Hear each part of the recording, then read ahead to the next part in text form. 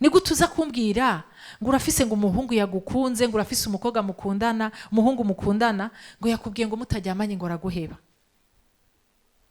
Urumva ega si kibazo cyujya musore, sinye ya mbere itabesha ko ibintu urimwo ari byo n'amahoro yo mu mutima, parce que la paix du cœur ni mwe mu yarayitanga. Ukaba wumva uri kurahungabana, reka ndababwire, uzokumva umuntu aza akakubwira ngo jewe ngo naronse umuntu ngo uvyumva gute. Umuntu wese azoza kukubaza ngo uvyumva gute, ntuzorindire ko aheza, uzomubwira utuye umuntu muri kumwe siwe. Umuntu wese yiyumvira mariage, yifuza mariage nziza, sivyo? Hari umuntu numwe ari ngaha yifuza mariage azokwinjiramo igaciva. Mwese mushaka ama mariage ari réussi, ariko sikintu umuntu wa mbere Imana yaremye si umugore n'umugabo. Ikintu ca mbere rero Imana yamuhaye si umugore no kubaho. Imana yahaye umugabo icakora imbere yuko imuha umugore. Les priorités de Dieu sont très claires. Imana yari muzi ko urukundo atari go guba ku rugo ico yifuza. Murumva ico bisigura? Bisigura yuko wewe uri umugabo ukavuga uti uyu ndabona yuko ari we Imana yanteguriye. Harashobora kuba hari ibintu byinshi bitameze nk'uko ushaka, ariko Imana yashize ubushobozi muri wewe bwo gushobora kumugira wowe ushaka kwaba. Muriko muravyumva? Gufructifia no kuvuga umugore atunganye ntabaho. Aha ndiko mbwira abasore, ari juste mu vyiyumviro vyawe. Igikorwa cawe nico kuzofata matière première que tu vas épouser pour en faire la femme que tu veux. Byari ibintu ntizera ngo muremure avyibushe ngo ameze gutya ngo agize gutya. Mbega uwo muntu Imana igira muremo bunyene? Hazoba harimwo abagwiza atunga muri mwebwe, hazoba harimwo abapasteur, kumbura hazoba harimwo umuperezida. Muravyumva? None murumva amashuwa yanyu akwiye guhagarara ku ma emotion ngo je ndamuravye ngo bimeze gutya. Uko uzorushiriza kumenya kuzogira ubumenyi mu bijanye na mariage, niko bizorushiriza kukugora kuronka uwo muzobana. Benshi muri mwebwe bari kuri pression, cyane cyane abakobwa, kweri kutarongorwa. Ehera aba baraguciyeko, ehera bibi nibi. Cyane amadiko ndabwira aba jeune.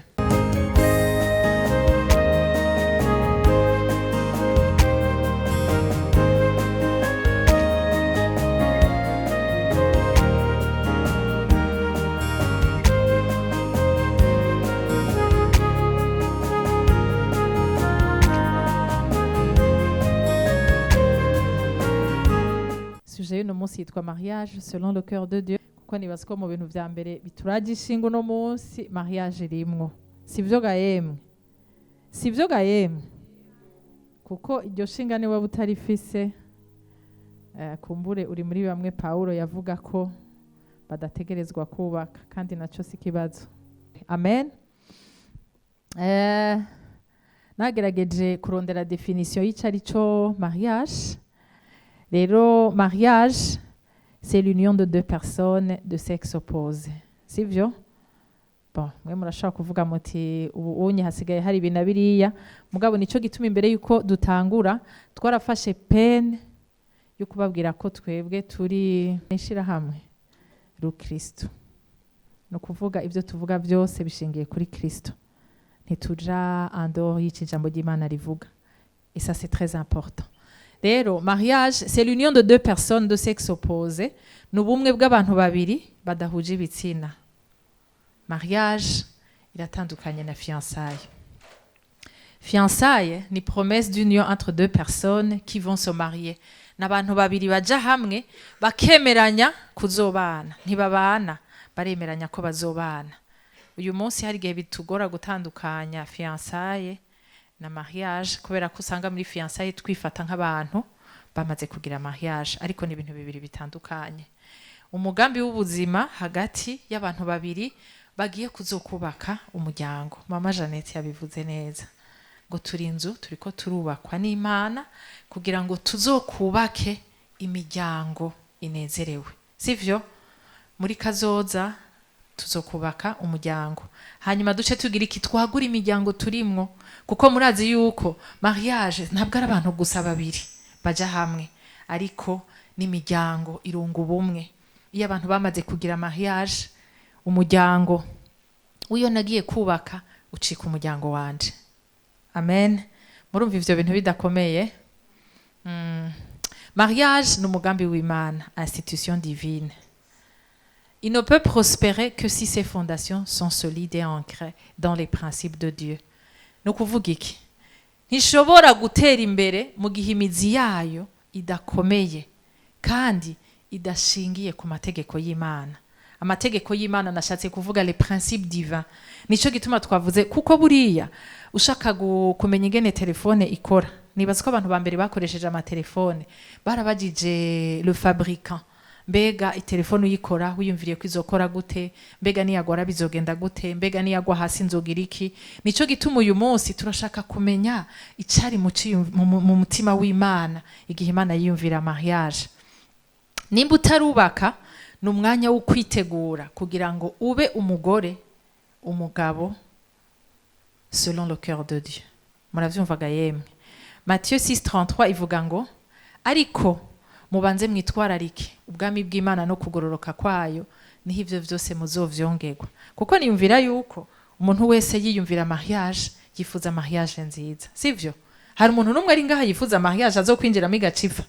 Mwese mushaka ama mariage ari réussi. Ariko si ikintu réussite ya mariage ntabwo ari hasard. Turaza kubibona. Amen.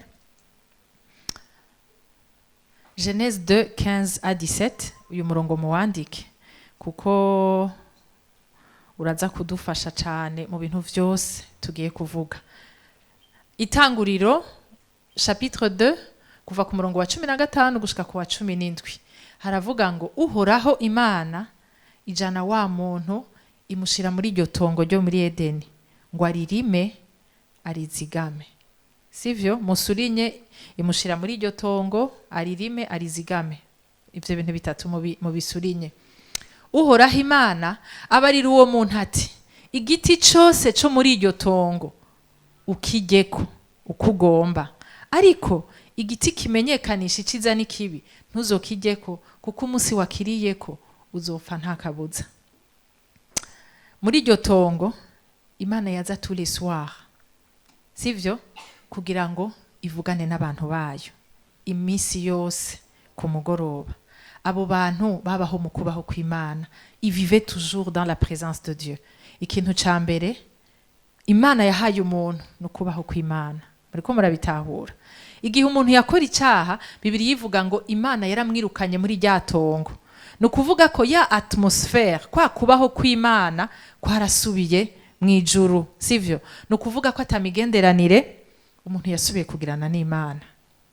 Muriko murabitahura? Ikintu ca mbere Imana yahaye umuntu inyuma yo kumurema. Umuntu wa mbere Imana yaremye si umugore n'umugabo. Ikintu ca mbere rero Imana yamuhaye si umugore no kubaho kw'Imana. Ko murabitahura?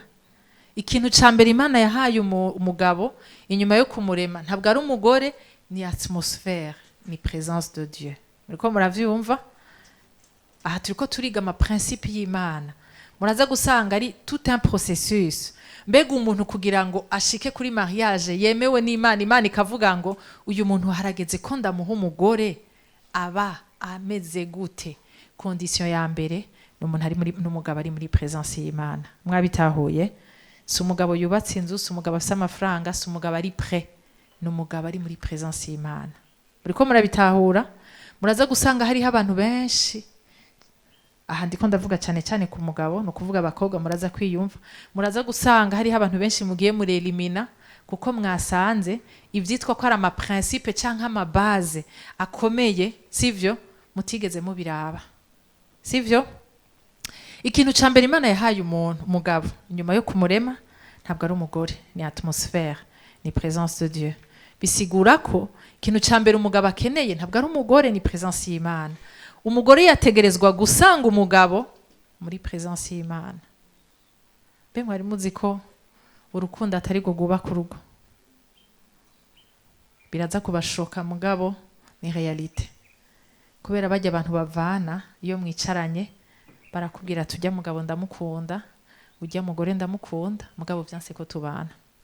Mwavyumvise? Bisigura ko urukundo ntiruhagije kugira ngo urugo rwubakike. Muravyumvaga yemwe? Ivyo dukunze kubona, umwigeme ava muri presence y'Imana akaja kurondera umugabo hanze ya presence y'Imana, akagerageza kumuzana muri presence y'Imana. Ndabavugiye ibintu sivyo?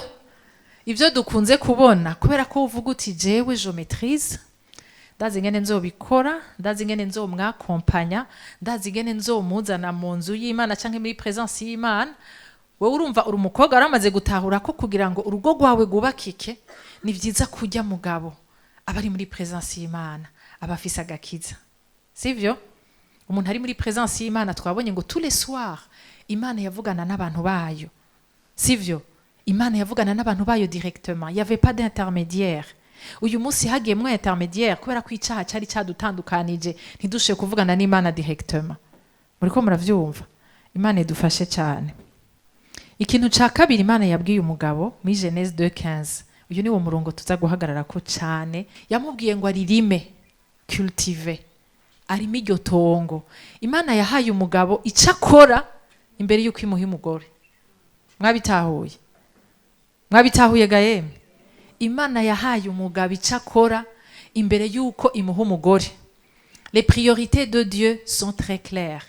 Imana yacu si Imana ya désordre, si Imana ya kajagari. Ni Imana y'urutonde.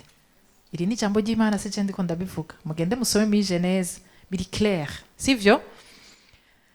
Cultiver veut dire fructifier le potentiel de tout ce qui est autour de vous. Muyandi majambo, c'est ressortir le meilleur de tout ce qui se trouve autour de vous. Ivyo bintu Imana yabibwiye umugabo. Nico gituma nta na rimwe Imana izoha umugabo umugore ari accompli. Mwavyumvise bagabo dufise ngaha. Nta na rimwe Imana izoguha umugore ari accompli. Imana yaremye umugabo kugira ngo nawe areme ico yifuza. Murumva ico bisigura? Bisigura yuko wewe uri umugabo ukavuga uti uyu ndabona yuko ari we Imana yanteguriye. Harashobora kuba hari ibintu byinshi bitameze nk'uko ushaka, ariko Imana yashize ubushobozi muri wewe bwo gushobora kumugira uwo wowe ushaka kwaba. Muriko muravyumva? Gufructifia no kuvuga hewe nimba wamutwaye udakunda ingene yambara, udakunda ingene avuga, nta gifaransa azi, ni wowe uhamagariwe kugenda kumurira ico gifaransa ngo akimenye. Plutôt que guca umusiga muhira, guca ugenda kurondera ukivuga neza. Sivyo dukunze kubona? Muriko murabitahura? N'umugabo arondera iterambere ryawe. Avuga ati ndashaka kushika kure, ndashaka kumenya iki kintu. Iyi mpuzu siyo yihebe, nshaka kugurira nshasha. Ni wa mugabo ashaka kukugira la meilleure version de toi-même. Ko muravyumva? Umugore atunganye ntabaho. Ahandi ko mbwira abasore. Ari juste mu vyiyumviro vyawe. Igikorwa cawe nico kuzofata matière première que tu vas épouser pour en faire la femme que tu veux. Mwabitahuye? Mwabitahuye gaye? Abasore bari ngaho umugore wifuza ameze kwa kundi ufise igicapo ntiyexista. Ariko Imana ikiguprometa nuko hariho uzoguha ukamugira uko ushaka kwaba. Mwabitahuye? Ica gatatu Imana yabwiye umugabo, ica mbere mwacumvise ni presence y'Imana, ica kabiri cultiver no kurima, sivyo gukora. Ica gatatu Imana yabwiye umugabo muri Genèse 2:15. Yamubwiye ngo azigame ryatongo, arizigame. Umugabo yategerezwa kuba uwurinda, le protecteur de tout ce qui est sous sa responsabilité. Protecteur no kuvuga iki gayemwe? Protecteur ni wa muntu mw'abakobwa muba muri mu relation ngaha ashaka kumva mwijoro ko bukira ahantu tarataha agahagarika umutima akakubaza mbega utaha gute, mbega ndagufasha iki, sivyo? Le protecteur Imana yarashize mu mugabo ico no kwita instinct de protection. No kuvuga iki? No kuvuga ko iyo umugabo yubatse hariho ibintu byinshi apresenta kandi kumbure ntashobore no kuguha insiguro z'igituma, ariko arakubwira ivyo bintu, sivyo? Ariko akakubwira ngo numva muri jewe aho hantu mutohaca. Muriko muravyumva? Ngo kandi sinzi igituma ndiko ndabivuga. Kubera iki? Umugabo muri we arafise ico no kwita instinct de protection. Ajejwe guproteja ibiri autour de lui, sivyo? Icaka Imana yahaye umugabo ni ijambo ryayo. Imana yabwiye Adamu muri Genèse 2:16, ubu tugeze kuri 16-17, sivyo? Kare twari ku murongo wa 15. Yamubwiye ngo ntibazoge ku giti cy'ubugingo. Imana ntiyigeze ivugana n'umugore, kubera aho hose umugore ntiyari bwaboneke. Muriko muravyumvaga yemwe? Gushika aho umugore ntiyari bwazemo, Imana yiyadresa ku mugabo. Muriko muravyumva? Imana yahaye instruction umugabo, imuha ijambo ryayo kugira ngo à son tour nawe azagigisha umugore wiwe. Mbega niko bimeze ga yemwe? Muraza gutahura igituma ibiri ingo ziri tout autour de toi, ingo ziri hirya no hino zarasambutse, kubera ko nous avons ignoré les principes, les fondements de notre créateur. Amen. Umugore akunda kubaza umugabo wiwe ico avyiyumvirako, kuko arondera toujours la connaissance et la direction. Muriko muravyumva? Ico nico cyanyuma Imana yabwiye umugabo. No kuvuga kenshi umugore yumva ashaka kumenya ico umugabo avyiyumvirako. Mbega ikuciyumvira kwiki? Mbega ikubona no gikora? Ariko uyu munsi dukunze guhura n'abantu akubwira ngo ndamubajije ngo uvyumvira kwiki, ngo acambwira ngo none nawe uvyumvira kwiki. Murumva atari kibazo? Inyuma y'ivyo vyose ku murongo wa 18 Genèse igice ca 2, Imana iravuga ngo si vyiza ko uwo mugabo agira iki aba wenyene. Mwavyumvise ga yemwe? Si vyiza ko uwo mugabo aba wenyene. Mbega umugabo Imana ivuga n'uyuhe? Muriko murabitahura? No kuri Genèse chapitre 2 irikwiye. Muze gusubiramwo muyisome, mwongere muyisome nimba mushaka kuzohesisa mu mariage yanyu, sivyo? Umugabo Imana iri kwiravuga bidakwiye ko aba wenyene n'uyuhe. N'umugabo ari muri presence y'Imana, ari ku kivi, ashobora gucultiva, ashobora guproteja ibimwantura biri tout autour de lui, ashobora no kukwigisha ijambo ry'Imana. Mwavyumvise ga yemwe? Uko ni ku rutonde rw'Imana rwarinda kugenda. Muriko muravyumva? Processus y'Imana iri clair.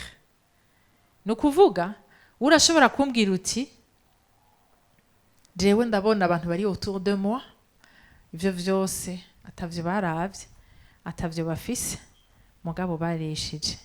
Mbega ko réussisa no kuvuga iki? Réussite ya mariage ntibayiraba ku maso. Mbega uramaze kugenda kwicarana na bajya abantu kugira ngo umenye ivyo bagwana navyo, kugira ngo umenye ubuzima bwabo uyu munsi. Mwirinde ivyo mubonesha amaso, kubera ko kenshi ivyo mubona vyose sivyo. Ko muravyumvaga yemwe? Ivyo mubona vyose sivyo, hari ibiri vyo, hari ibitari vyo. Muri culture yacu umugabo mwavyumvise? Mwumvise ivyo arinda uko ibintu bitegerezwa gukurikirana? Urashaka kuvuga uti ça c'est trop, ibi byose ntategerezwa kuba abishize mu ngiro. Ariko igihe muzobana uzotahura yuko le créateur ne s'était pas trompé. Mwavyumvise? Muri culture yacu twakuze batwigisha imigenderanire hamwe n'abandi bantu, relation interpersonnelle. Wubahe umuntu agusumba, wige kuvugisha neza abantu mubana, sonera mukuru wawe, nimwige gusangira. Siko twakuze batwigisha kandi ni vyiza. Ariko nta numwe atwigisha imigenderanire hamwe na twebwe nyene, relation intrapersonnelle.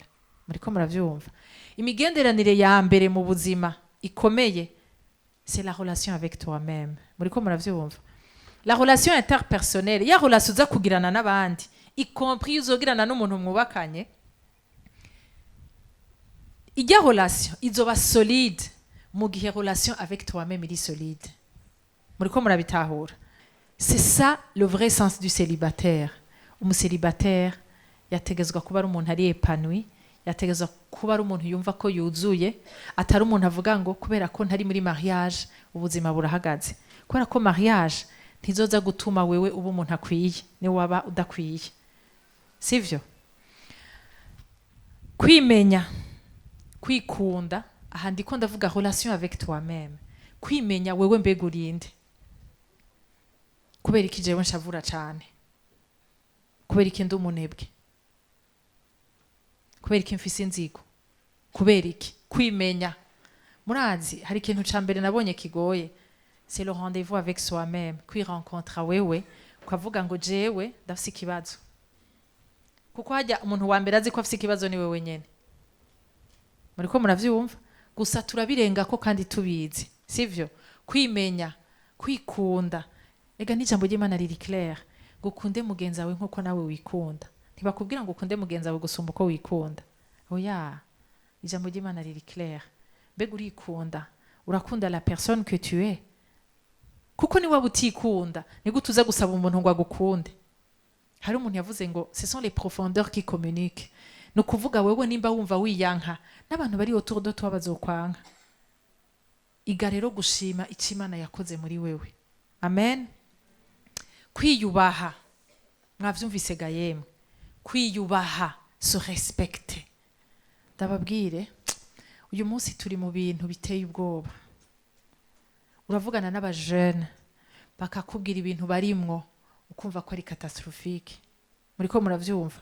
Ariko ivyo vyose bivuye kuki? Kubera ko ntiwiyubaha, ntiwubaha umubiri wawe. Ni gute uza kumbwira ngo urafise ngo umuhungu yagukunze, ngo urafise umukobwa mukundana, umuhungu mukundana, ngo yakubwiye ngo mutajyamanye ngo araguheba. Urumva ega si kibazo c'ujya musore, ni kibazo ciwawe. Ntiwigeze wimenya, ntiwigeze umenya ico urico. Nico gituma twarahagaze cyane kuri identité, kuko turafise abakobwa benshi baguye muri ivyo bintu, bagaruka barakomeretse, yaravyaye n'umwana, umugabo akakubwira ati, wa musore akakubwira ati, je nta projet y'aba bebe nari mfise, nta projet ya mariage nari mfise, c'était juste pour le plaisir. Erega ikibazo si c'ujya musore, ikibazo si c'ujya mukobwa, ikibazo ni cawe utigeze umenya ico wagizwe muri Kristo Yesu. Mwari muzi hariho abantu aho mwiga aho mukorera, hariho abantu ushobora gushika ivyo bariko baravuga bakagira iki, bakabiheba, sivyo? Kubera ko bavuga bati ibi bintu turiko turagira iki, ibi bintu turiko turavuga ntitwobibandanya umuntu yaje. Mbega ni waba uri umukobwa, kubera iki uri umuntu umugabo ari marié yumva umenga yo kwegera akakuvugisha? Igasi kibazo c'ujya mugabo, ni kibazo ciwawe. Genda usubiremo wirabe, wiyumvire, ni giki ufise, ni giki ukora catira bajya abantu bakumva umenga uri trop facile ku buryo bashaka kukwegera. Ikibazo si cabajya abantu, ikibazo ni ciwawe. Mbega waramenya agaciro kawe? Ngo urumva ngo yatanguye yanyandikira ngo n'ubu ngo vyarakomeye. D'abord ni gute uyo muntu ashaka kukwandikira? Erega hariho gusezera umuntu ubwa mbere akiri ko arakwandikira ukamubwira uti no, je simvugana n'abantu bari mariye. Ariko uwo muryango ni wawugurura aho uzoshika ntaho uzi, kuko ntuza kumbwira ko ukomeye gusumba Samusoni. Muriko muravyumva? Kwitahura, s'apprécier, nabuze ingene ndagishira mu Kirundi, sivyo? Kwishima numva umenga cyo bakibaye kibi, mugabo s'apprécier, murumva yuko muca mugitahura kiratandukanye no kwishima. No kuvuga mu gitondo imbere yo kuva aho uba ukiraba ukavuga ngo Mana ndagushimiye parce que je suis une créature merveilleuse, sivyo? Erega nta muntu azogushima imbere yuko we wishima. Utangura kwishima ukamenya icuri nico wagizwe muri Kristo Yesu, sivyo? Uzoshika ahantu, sivyo, ku rugero ushobora gupartager tout ça avec les autres. Muriko muravyumva? Burya reka ndababwire abakobwa muri ngaha, nta mugabo numwe azogutwara kubera uteye ikigongwe. Ko muravyumva? Kubera ko mwicaranye ukumva umenga watevye kugira mariage, ukumva umenga ndamaze kugira ama déception menshi. Oya, ashaka une personne entière, ashaka umuntu akwiye azoza n'umunezero mu rugo rwiwe. Kumbure nawe yarakomeretse, nawe uri kurazana amasura y'uburuma, ntibikunda, ntibishoboka. Nawe ashaka kumbura umuntu azomufasha gusubira ku retrouver le goût de la vie. Vaut mieux être, vaut mieux être célibataire que d'être marié et déprimé. Muraza ama depressé ari mu rugo abantu b'Imana, ntavyo muzi kandi ntimukabimenye. Ariko mumenye abantu benshi bagize ama déception ntibagenda barabiririmba, sivyo? Mugabo ingo izinezerewe zirahari mugabo il y a le prix à payer. Muriko muravyumva? Le mariage n'est pas la solution à tous les problèmes, mais parfois la formation de beaucoup de problèmes. Mwavyumvise? Hari igihe twibaza ngo ninagira mariage bizoca bigenda gutya na gutya na gutya, ariko ugasanga ahubwo ugize mariage ugize ibibazo bisumba ivyo kwiyumvira, sivyo? Proverbe 24 au verset 3 ivuga ngo iki? Ngo ubwenge ngo nibwo bwubaka urugo, ngo kandi ubukerebutsi nibwo burukomeza. Mbega mwumvise bavuga ngo ni urukundo? Mwavyumvise ga yemwe? Nico gituma inyuma y'iki cigwa uraza gusanga kuzoronka umuntu mubana ntibizoba vyoroshe nko kuvyibaza, kubera ko ino sufi pa ko umuntu aza kukubwira ngo ndagukunda, ngo sinkiryama, ngo sishaka kubaho ntagufise, ngo ibiki. Oya, ntibikunda, bijya sivyo. Ijambo ry'Imana riri clair, rivuga ngo ubwenge nibwo bwubaka urugo, ntabwo ari urukundo basha. Oya, oya. Si tu veux réussir une relation, il te faut de l'information. Relation iyo yose uretse ni ya mariage. Amasengesho uri kuragira ntabwo akuraho kutamenya kwawe. Mwavyumvise ga yemwe? Ivyo bintu murovugene bikomeye. Amasengesho uri kuragira ntakuraho ton ignorance. Murinda kwiga, murinda kumenya, murinda kuronka information ku muntu mushaka kuzokubakana n'ubumenyi kubijanye na mariage. Muriko murabitahura? No kuvuga iki? Iyo umuntu yakubwiye ko agukunda, mbega none ijya periode ya fiançailles ko nzi hagati muri mwebwe harabarimo fiançailles, mbega uriga intege nke z'ujya muntu nta n'ivyo ukeneye kumenya, none haza yinyegeje aza yideguje ntavyo ubona. Mugabo ngaha batubwiye ngo nimba ushaka relation iri réussie, sivyo? Il te faut de l'information. Mbega wewe uhora ufata peine yo kubaza ingene ujya mwana yakuze, ingene uwo musore yakuze, ingene uyo mukobwa yakuze.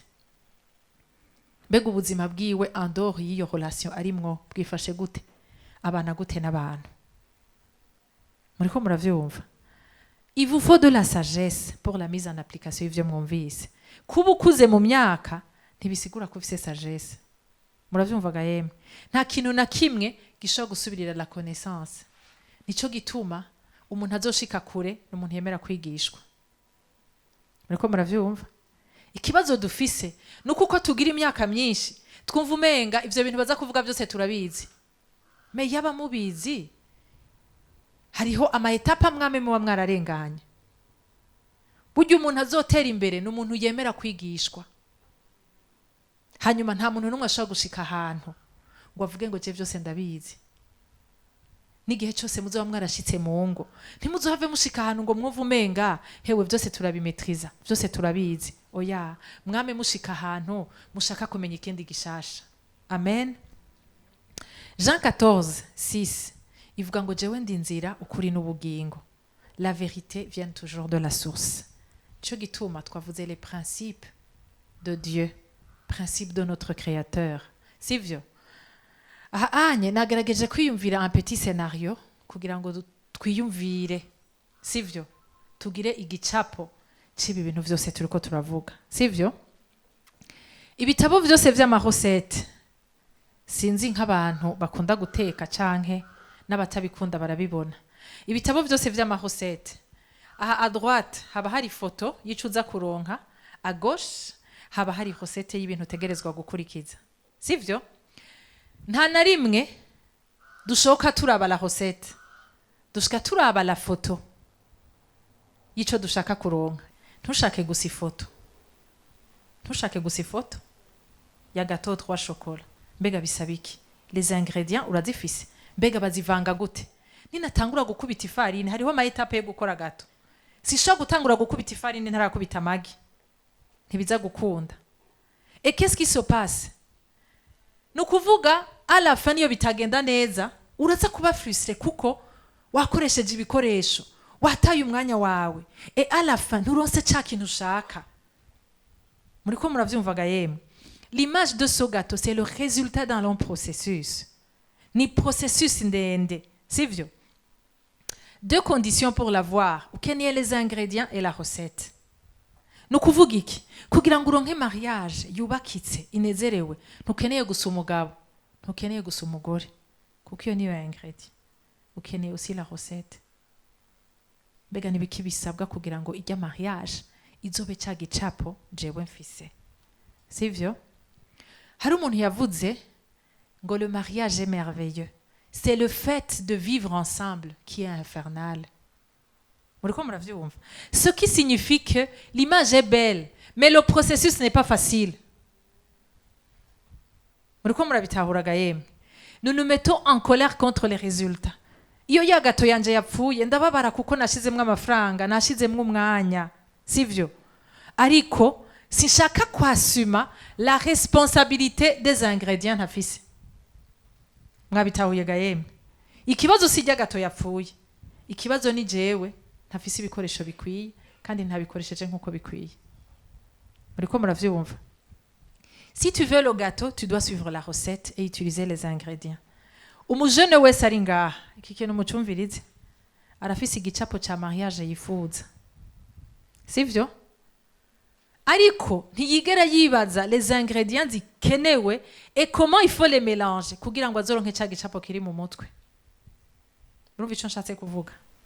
Ni ukuvuga urashaka mariage, ni waba usenga, ni waba ukijijwe, urashaka mariage umugabo cyangwa umugore muzohore musengera hamwe ku mugoroba imbere yo kuryama, muzohore mugenda mufatanya amaboko, azohora gufasha koza abana, kagufasha kubaheka, azohora agira gute. Umuntu we mujone wese ari ngaha yifuza kuzogira mariage, arafise igicapo cy'urugo yifuza. Turi kumwe? Ego canke oya?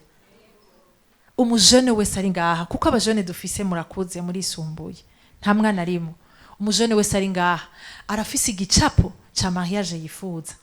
Bega kijya gicapo ni ya gato nababwira, ntuparashuta ngo gishikeko, ihari ibisabwa. Bega ivyo bisabwa birahari. Si tu n'as pas les bons ingrédients, personne ne voudra te manger. Nashaka ndababwire yuko gato yononekaye, d'abord nawe wenyene wayikoze, nta n'umuntu ushaka kuyiha. Nukuvuga ukaba udafise ibisabwa byose byo kugira ngo winjire muri mariage iri réussi, sivyo? Twavuze ku mugabo, sivyo? Imana yaravuze ngo ifo ko umugabo aba ari muri présence y'Imana, ifo ko aba afise ikintu aha amaboko, ifo ko aba ashobora guprotéger ibintu biri tout autour de lui, ifo ko ari umugabo afise ijambo, sivyo? Hanyuma umugore, umukobwa, ifo ko yimenya, akamenya ngo beje ndinde, kubera ikimeze gutya, kubera iki mfise ibi bibazo, kubera iki mfise iyi comportement iguma igaruka, mbega biva kuki, mbega ndashobora kwirespecta, ndashobora kwiha agaciro. Higa nta mugabo zo guha agaciro mu gihe utakihaye. Muriko muravyumva? Nimba umuntu yarakubwiye ko agukunda, ahangarutse kuri ba bakobwa bacu, il faut le mettre à l'épreuve. Sukura ko yakubwiye ko agukunda ko bikwiye. Yego umuntu yakubwiye ko agukunda, uzomubwira oui pour la vie. Muzosangira tout le reste de votre vie. Murumva ico kintu ari ikintu gisanzwe? Murumva ari kubera ko umuntu yovyuka akakubwira ngo ndagukunda ngo hanyuma ngo birakwiye, sivyo? Oya. Le problème nuko twumviriza umuntu umwe. Ni vyiza yuko umenya qui est cette personne. Ukabaza abo bavukana, ukabaza abagenzi biwe, ukabaza, sivyo? Urazi ko ushaka kuvugana n'umuntu akakubwira ati jewe nta comportement shasha ndiko ndazana, ukunyene niko namye meze. Umugore nawe akakubwira ati je sinigeze menya ko wari umeze uko. Erega ntavyo wamenye parce que ntavyo washatse kurondera. Ikibazo nuko iyo umuntu yaje akatubwira ko adukunda, umenga birakwiye kugira ngo twavance. Mugabo twabonye yuko ntabwo ari urukundo guba ku rugo. Mwavyumvise? Ni ubwenge, n'ubukerebutsi butuma urugo gubakika. Hajya abantu mubona bakiri kumwe muri mariage, si kubera ko bakundana cyane. Oya, mariage ni principe. Urukundo ni kimwe muri ya ma ingredient atuma uronka ya foto wifuza. Ariko ni naba mfise ifarini gusa, sinza kuronka gato. Ndakeneye amagi, ndakeneye isukari, ndakeneye amata, ndakeneye beurre, ndakeneye vya bindi vyose. Hakaburamo na kimwe, sinza kuronka resultat nifuza.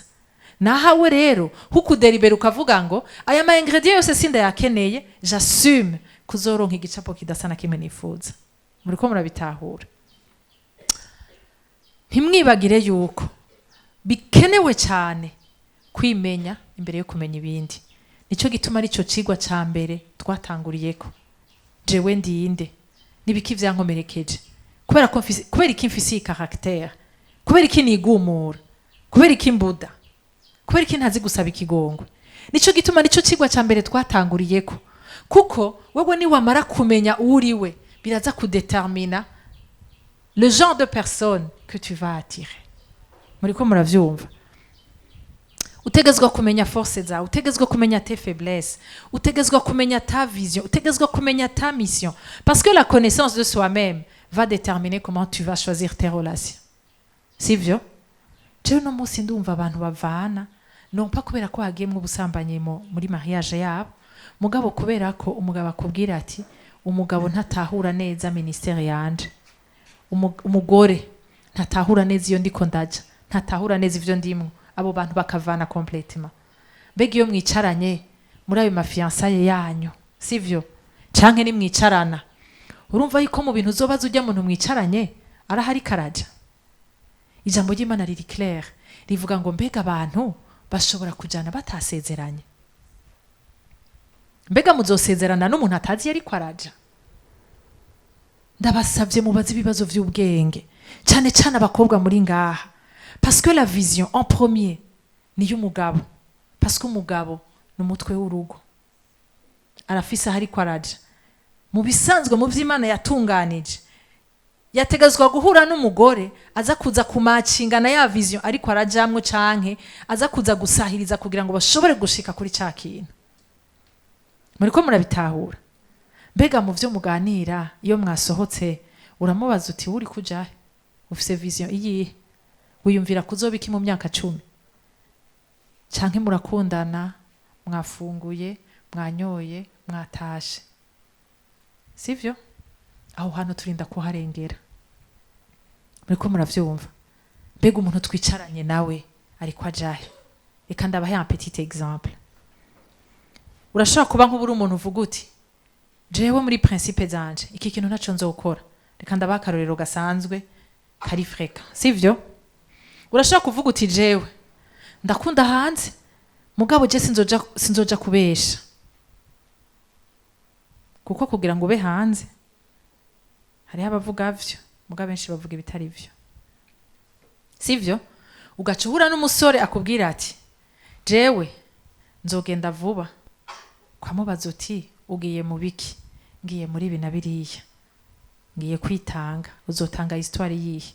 Mbe ntiwumva yuko wewe ni waba waramaze kwitora, ukamenya ibiri kuraja, ukamenya n'ivyo utemerewe, ntiwumva ko hari amahorasi utazoshobora kwinjiramo?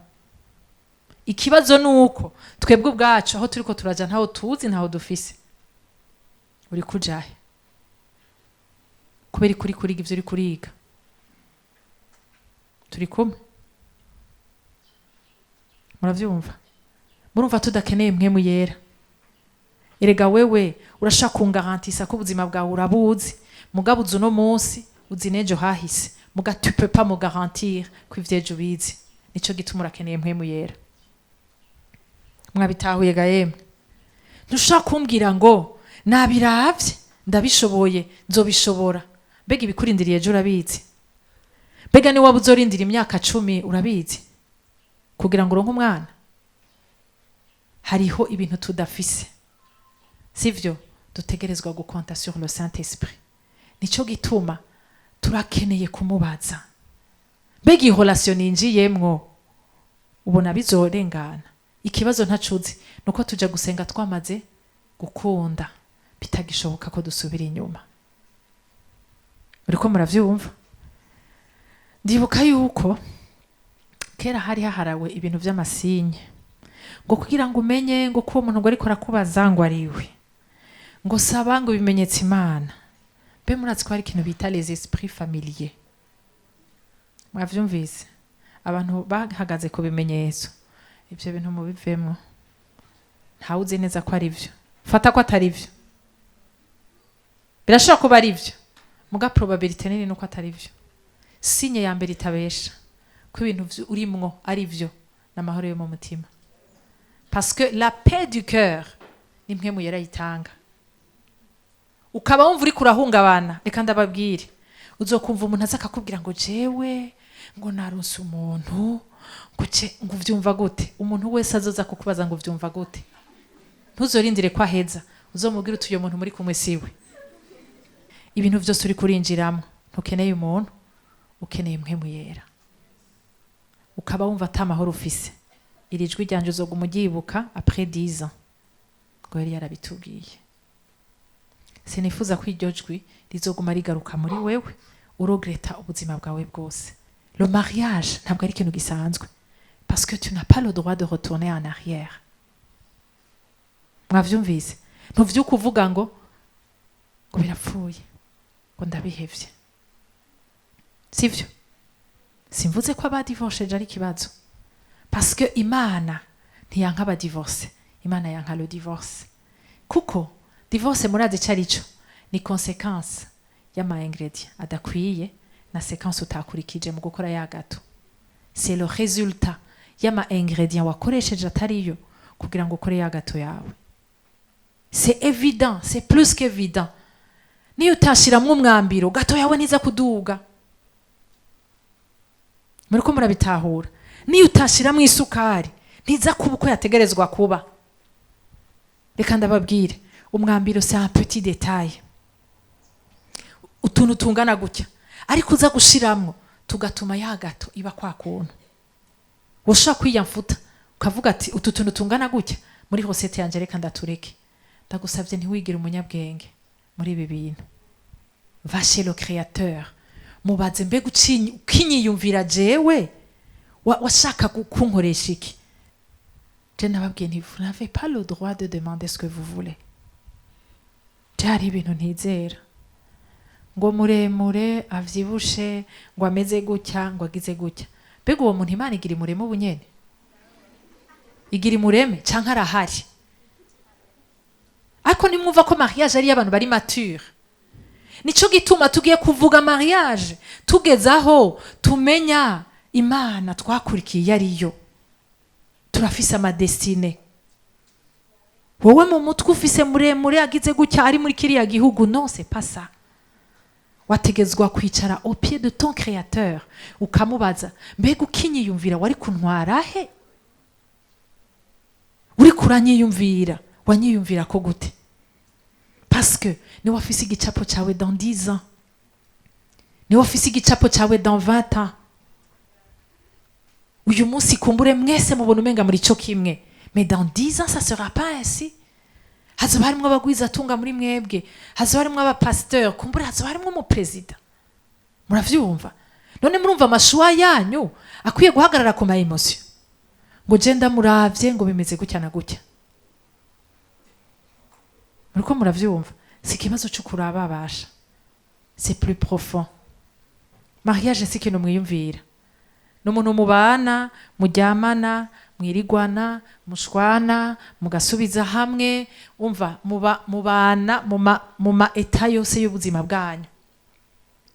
Hama ntihagire umuntu n'umwe zo kubwira ngo je nguyu ngo ndamuzi. Wo mumenya gute? Kandi aza kuza kwipresenta nka ya foto twabonye, parce que arazi igicapo ushaka, sivyo? Quand tu baisses tes critères, tu pourras jamais les relever. Nukuvuga iki? Ndatanga akarorero. Fata yuko nk'uburi umukobwa uvuga uti jewe nzokubakana n'umuntu akijijwe. Ibyo twarejeje kuvyiga, twarejeje kubibona. Ugashika hano uvuga uti de toute façon aho imyaka igeze ntawe ukijijwe ndiko ndabona. C'est ça, baisser les critères. Ukavuga uti de toute façon umuntu naronse ni umwana mwiza. Iyo mvuze agakiza simvuze umuntu yinjirira mu rusengero iwanyu, kuko iwanyu hari abadakijijwe. Muvyumve neza. Sinshaka kwinjira mu madoktrine mwamwe abantu bateza kurongorana mu mashengero. Ivyo ni vyizegwa vyabo kandi ni droit yabo. Mugabe ico nshaka kukubwira ni giki? Agakiza twarize icarico. Pego uwo muntu arafise relation personnelle n'Imana. Ntiyabo ari umugabo arabaho mu kubaho kw'Imana. Ushaka igicapo c'umugabo muzohora musengeramo ku mugoroba atazi gusenga icarico. Ushaka igicapo, ushaka ifoto, muga les ingrédients ntazukeneye. Tushaka kuzikurikiza. Iga ntizoroshe. Oya, kandi hariho processus bisaba, sivyo? La connaissance de soi est la clé de toutes les relations. La personne la plus importante que tu dois désirer connaître ni wewe. Identité yawe. Begurinde. Identité ndakunda kukivuga cyane narakibabwiye la fois passée. Aho satani yagejeje kunshinyiza niho nagejeje kubona icyo Kristo yangize gushika naho nshika kuri extreme ya nyuma. Icyo naco nikindi kibazo. Muriko muravyumva parce que yagato yawe ni wayitevya mu ifuru ukarenza umwanya itegezwa kumarayo murazi ngene bica bigenda irazigira kugira ngo uze kuronka ya foto wabona hari ibintu byinshi bisabwa utegezwa gukurikiza. Choisis tes relations sur base de ta destination. Uri kujahe erega umaze kumenya uri kuraja biradetermina abantu muzogendana baribo sivyo. Plus tu auras la connaissance, plus il te sera difficile de trouver quelqu'un parce que tu as de la connaissance, parce que tu es sage. Ico kintu mwagitahuye kandi gisubiremwe mu Kirundi. Uko uzorushiriza kumenya kuzogira ubumenyi mu bijanye na mariage niko bizorushiriza kukugora kuronka uwo muzobana. Mwabitahuye muriko muravyumva uko uzorushiriza kugira ubumenyi mu bijanye na mariage mu bijanye n'icuri wewe niko bizorushiriza kukugora kuronka uwo mubana parce que tu vas pas choisir n'importe qui. Bizokorohera ko werimina abantu kandi kumbure ni waburi umukobwa benshi bazokubwira tuzobenga no nukubera ko tu n'as pas encore trouvé la bonne matière. Jenda ziko nashitse kugira mariage ngeze ahantu mvuga nti je numva ntategerezwa kugira mariage. Numva ntategerezwa kugira mariage kuko numva umuntu nifuza afise ibisabwa ntiturahura kandi ngahura n'abantu benshi bakambwira bati urabenga. Si kibazo cyo kubenga reka ndababwire benshi muri mwebwe bari kuri pression cyane cyane abakobwa kweri kutarongorwa ehera aba baraguciyeko ehera bibi nibi cyane amadiko ndabwira aba jeune turabakoca mukira aba jeune ariko uzurabe nta muntu ari nyuma y'amakouple kugira ngo aguma babwira ngo nimugire ibi ngo nimugire biriya. Oya hari umuntu yavuze ngo quand le vin est tiré il faut le boire. Mwavyumvise ga yemwe umaze kwinjira mu rugo no kuvuga ngo uvuze uti hamwe na bimwe byose mwatwigisha hamwe n'ubumenyi bwose mfise je dis oui à cette personne. Ndamwugururiye umuryango w'ubuzima. Murumva ivyo bintu hari ibintu vyoroshe. Murumva ivyo bintu hari ibintu vyoroshe ga yemwe. Uyu munsi la plupart se sont laissés aller et aujourd'hui ils le regrettent. Muraza abantu baregreta mu ngo. Uraza abantu bari muri iyo menya.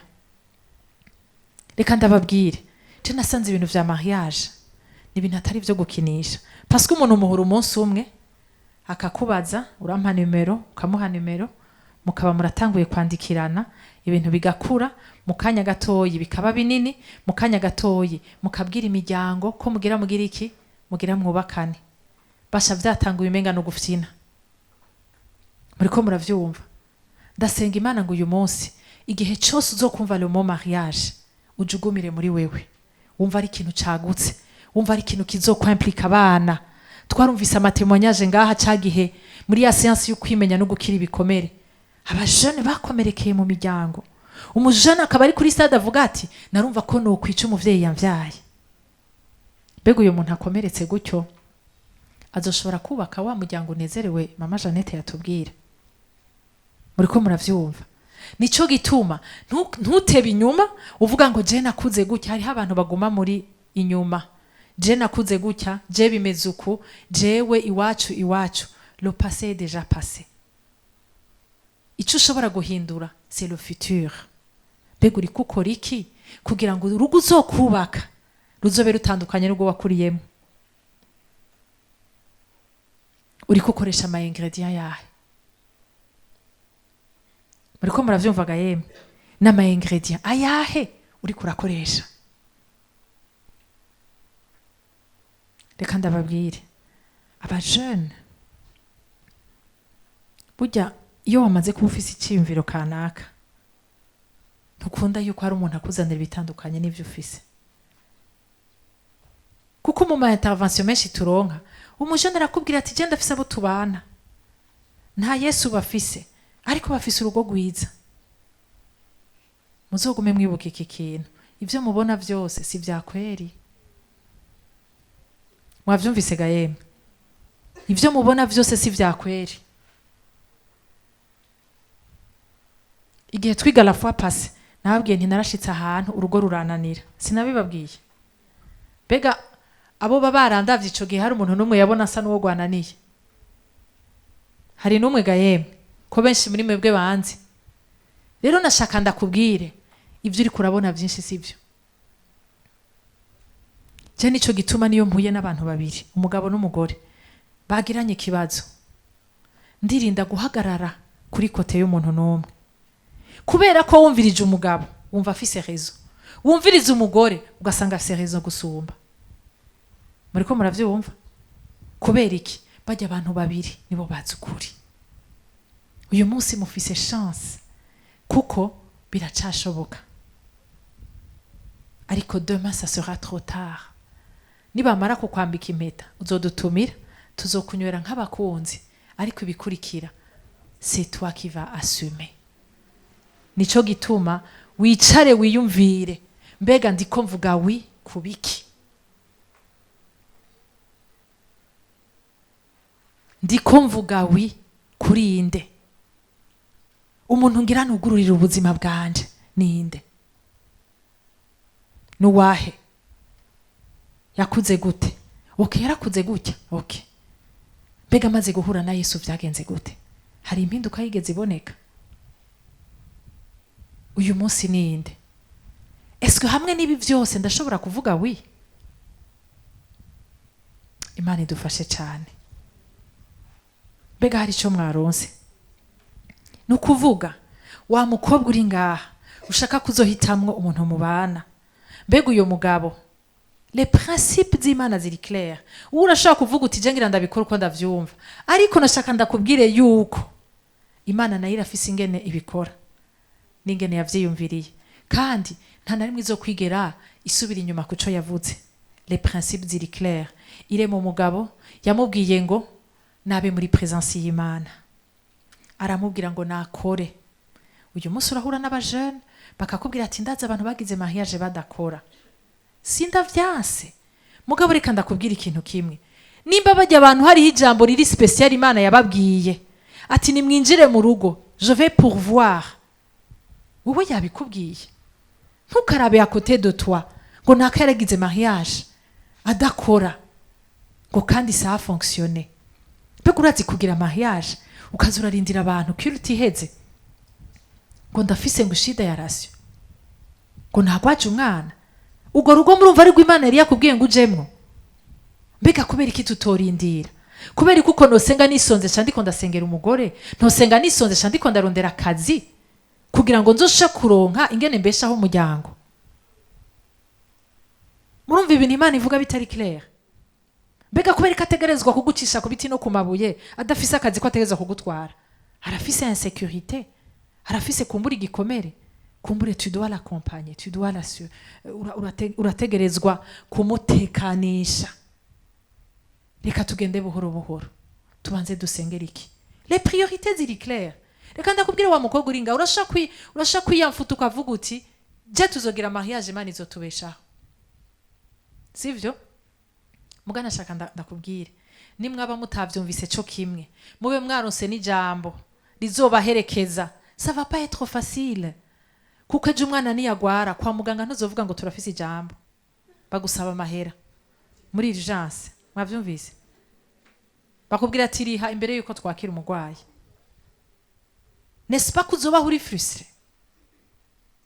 Ariko sinase ko harabagira mariage kandi hari ibintu twitiranya.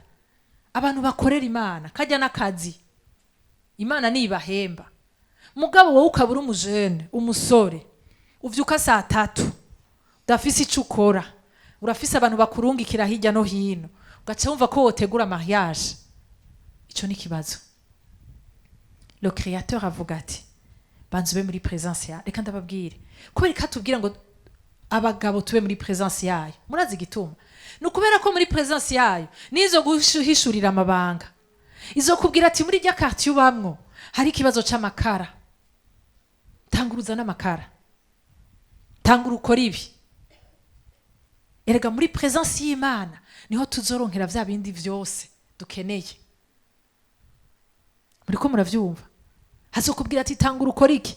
Ikibazo nuko ndazi benshi muri twebwe barahejeje ama universite canke bagira baheze, wumva umenga uteza gukora mu biro, mugabo kumbure ntuzokorokera mu biro. Mwavyumvise? Kumbure uzotangura gukora akazi gaciriritse, hanyuma Imana izoguhezagira. Kwijambo ry'Imana riri clair ngo nitwaba bizigirwa muri bike, Imana izotwizezana vyinshi. Presence y'Imana niyo condition ya mbere primordiale ku mugabo, kuko aho nyene muri iyo presence nizo mwishurira amabanga, nizo mubwira ngo kora iki ntukora iki. Mwavyumvise? Uyu munsi dusaba abakobwa kubwira ati uyo mugabo ni umwana mwiza, arakunda Imana, arakora ibikorwa vy'Imana, aragira gutya aragira none arakijijwe, arafise ukubaho kw'Imana mu buzima bwiwe. Atoya ivyo gukizwa sindabizi cyane, mugabo ico nzi nuko vraiment arakunda Imana. Muriko muravyumva? Muriko muravyumva? Le choix il est clair.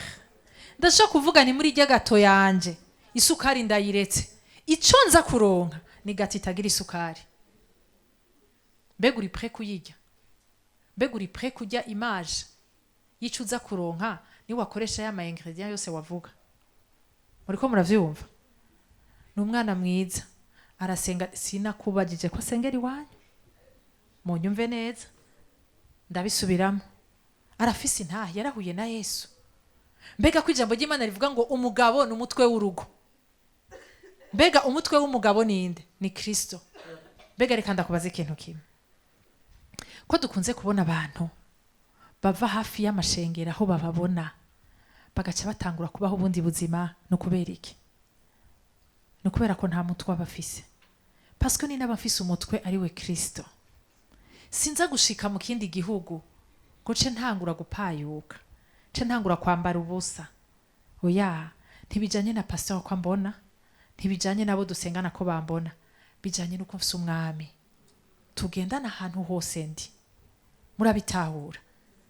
Mbega umugabo uzo mucunga umushobore ko dufise ikibazo c'abagore baguma baraba mu matelefone yabo bagabo, mbega yandikiye nde, mbega ya telefone nde, hari umukobwa yamwandikiye, none uzobivamwo ubishobore? Nesipa kuzogwara umutima? Parce que reka ndakubwire n'umwana wavyaye wakuye mu ndara kunanira ari gwawe. None uzokwiruka inyuma y'umugabo mwawe yafise 30 ans akubwira aterega je ubu nibwo buzima nari mbayemwo, ni kutashatse kubumenya. Mwavyumvise ga yemwe? Mbega ikintu kizotuma aja mu Bushinwa akabona abakobwa bariko barigenza imbere yiwe ntafatane nabo, ni ukubera ko barerembuje amaso.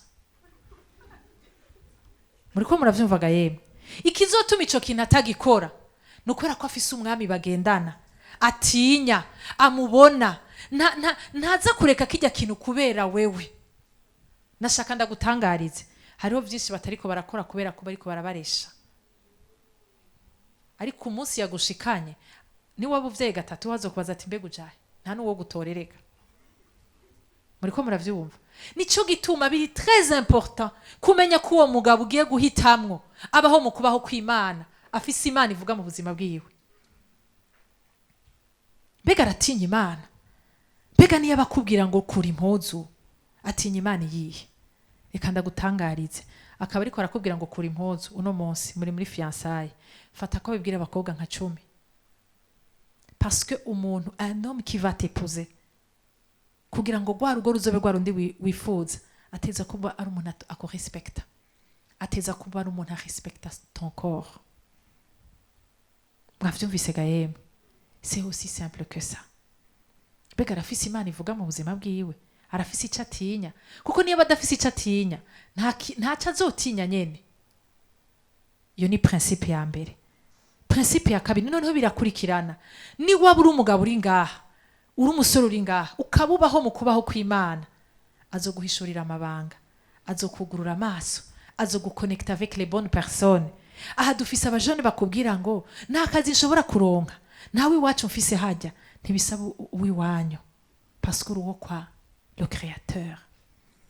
Wahundi nye n'akazi. Mwavyumvise? Wahundi ashaka kubuza umuntu naka akamubwira ngo uyu mukobwa, uyu muhungu muha akazi. Mbega tu assume kwinjira muri iyo mariage mwese atanu umwe akora. Arashaka kuba yarigeze gukora akazi kagahera, c'est différent. Mbega murazi umugabo avyuka atana kimwe hamaboko. Muriko muravyumvaga yemwe. Ni waba uri umukobwa ukora, reka ndababwire, hajya vision ni ikintu gikomeye. Urashaka kwicarana n'umusore ukumva ko afise ivyiyumviro, mugabo ukumva ko abuze amahera. None ni waba uri umukobwa, ni waba ukora, uracumuha umutaha kore, mugabo mwinjire muri mariage afise icyo akora. Mwavyumvise ga yemwe? None ntimukundana ko muciye muryoherwa? Muriko muravyumva?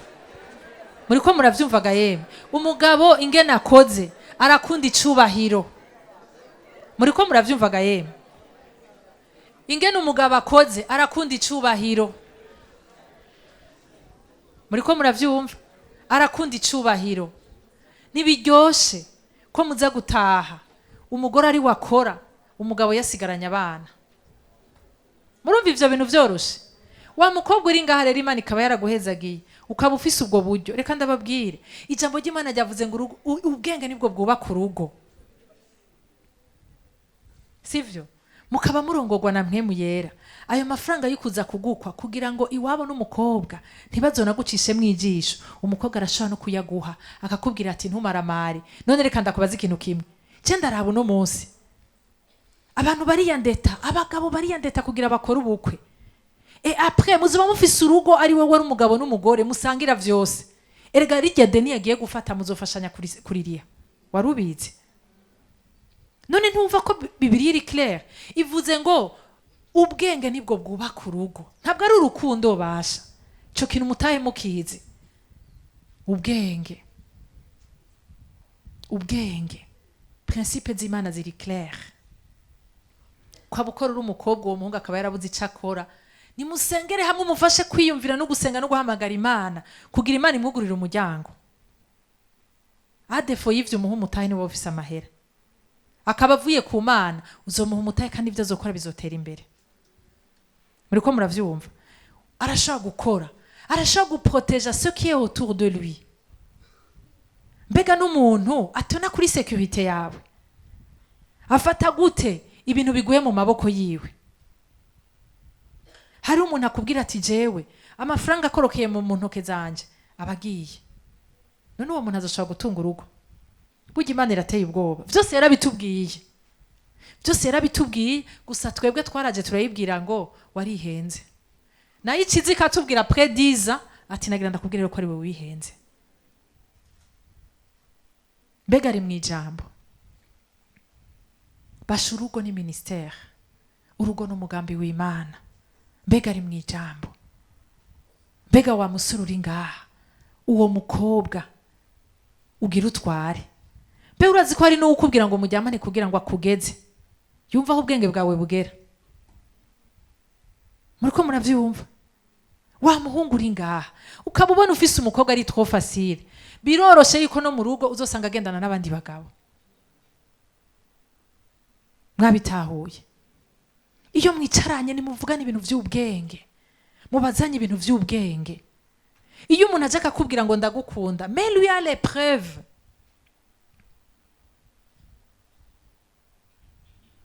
Ntufatire gusa kuri ico yakubwiye. Oya. Mbega n'igiki cemeza ko agukunda? Ni waba uri nko mu bakobwa 4-5, je narababwiye wa telefona amasahane 5 ku munsi. Kandi nasanze nari nakomerekejwe nibitateza kunkomeretsa, parce que ntiyigeze ambwira ngo tugiye kubaka. Niyo yari kubimbwira, yari afise uburenganzira bwo kubivamwa la dernière minute. Avyumvise? Kikintu ni kintu gikomeye. abakobwa benshi barakomeretse kuko binjiye muri relation nyinshi zitarizo bigeze imbere bigapfa. Mbega yo bari relation y'Imana imbere igapfa? Ega zijya zose zapfuye n'ukubera Imana yakubwiye ati hajya sinari ndimwo. Rero vyinshi twarabyinjiyemo sans le consulter. Imbere araza aratubwira ati mwibagije ngo muri abanyabwenge ariko ubwenge ni genda butanga. Mwarihenze. Hariho vyinshi vyadukomerekeje tutategezwa gukomereka. Amarelation menshi twinjiyemwo hari ibintu vyinshi tutaravye bisabwa muri principe z'Imana. Mwari muzi yuko n'ubwo duhamagarirwa gutora mu bakijijwe. Abakijijwe bose ce ne sont pas les bonnes personnes pour nous. Murazi gituma kubera ko amadestine yacu aratandukanye. Urafise aho uri kuraja. Wa wundi yakurema arazi umuntu ukeneye nimwafatana uzoshobora gushika kuko Imana yakuremeye. Amen. Imana ibahezagire cyane.